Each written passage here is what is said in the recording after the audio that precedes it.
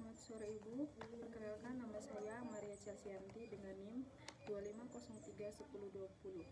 Pada kesempatan ini, saya ingin menjelaskan terkait 5 topik yang menjadi penilaian akhir semester mata kuliah Hukum Bisnis dan Etika Profesi.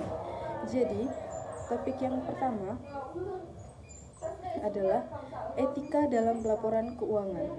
Yang menjadi pertanyaannya adalah mengapa etika sangat penting dalam pelaporan keuangan. Jadi, etika sangat penting dalam pelaporan keuangan karena ia menjamin kejujuran, transparansi, dan kepercayaan dari semua pihak yang berkepentingan. Tanpa etika, laporan keuangan bisa menyesatkan dan merugikan investor, karyawan maupun masyarakat. Adapun alasan utama mengapa etika sangat penting dalam pelaporan keuangan. Yang pertama, menjaga kepercayaan publik. Yang kedua, mencegah manipulasi dan kecurangan. Yang ketiga, mendukung keberlanjutan bisnis. Yang keempat, kepatuhan terhadap regulasi internasional dan melindungi stakeholder internal.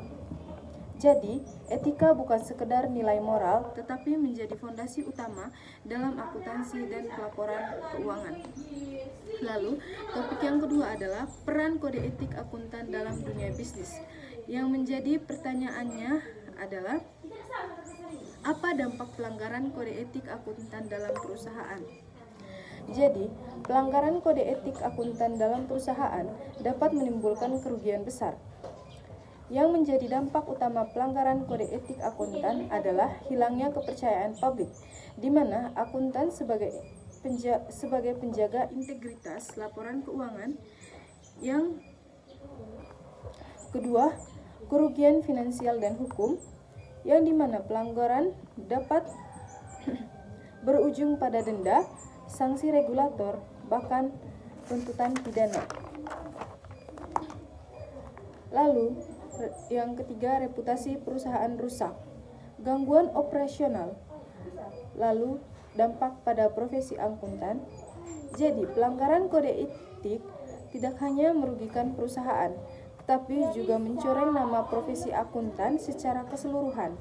Contohnya, PT Garuda Indonesia atau TBK memanipulasi laporan keuangan tahun 2018 sehingga menyebabkan sanksi dari regulator dan kerugian reputasi. Jadi, pelanggaran kode etik akuntan bukan sekedar masalah internal, tetapi ancaman serius terhadap kelangsungan perusahaan.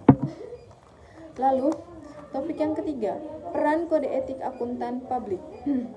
Yang menjadi pertanyaan adalah, mengapa akuntan publik wajib mematuhi kode etik? Jadi, akuntan publik wajib mematuhi kode etik karena profesi mereka berhubungan langsung dengan kepercayaan masyarakat, integritas informasi keuangan, dan keberlangsungan sistem ekonomi.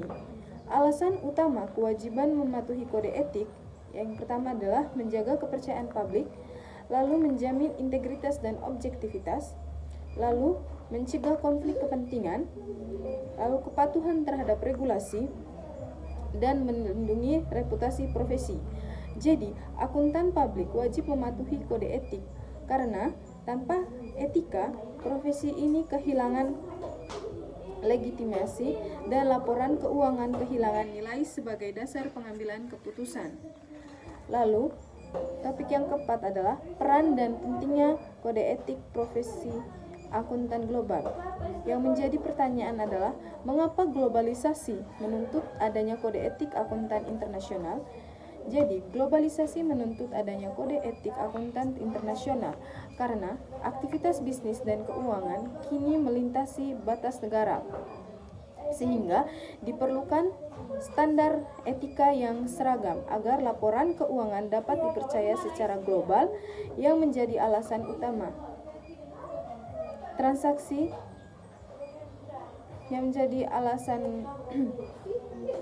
utama yaitu transaksi lintas negara, lalu keseragaman standar profesional, lalu meningkatkan kepercayaan investor global. Yang berikut, mencegah arbitrase etika, dan yang terakhir mendukung integritas pasar keuangan. Jadi, globalisasi memuat dunia bisnis semakin terintegritas Oleh karena itu, Kode Etik Akuntan Internasional menjadi kebutuhan mutlak untuk menjaga integritas, kepercayaan, dan keberlanjutan sistem keuangan global. Lalu yang terakhir, peran Kode Etik Akuntan Pajak. Yang menjadi pertanyaannya itu, mengapa akuntan pajak harus bersikap jujur kepada otoritas pajak? Jadi, akuntan pajak wajib bersikap jujur kepada otoritas pajak karena mereka berperan penting sebagai penghubung antara wajib pajak dan negara, di mana kejujuran adalah fondasi yang memastikan sistem perpajakan berjalan adil, transparan, dan berkelanjutan. Alasan utama kejujuran akuntan pajak adalah menjaga integritas profesi, menjaga risiko hukum dan sanksi, lalu yang kedua mendukung kepatuhan pajak, lalu menjaga keberlanjutan bisnis dan kontribusi pada pembangunan negara. Jadi, kejujuran akuntan pajak kepada otoritas pajak bukan sekedar kewajiban moral, tetapi syarat mutlak untuk menjaga integritas profesi, melindungi klien, dan mendukung keberlanjutan sistem perpajakan negara. Sekian penjelasan dari saya. Terima kasih.